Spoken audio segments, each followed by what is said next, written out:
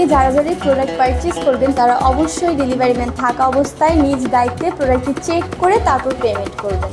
তো আজকে এই পর্যন্তই, দেখা হয়ে যাবে আপনাদের সাথে আবারও কোনো নতুন ভিডিওতে। ততদিন পর্যন্ত সবাই ভালো থাকবেন, সুস্থ থাকবেন। আল্লাহ হাফেজ।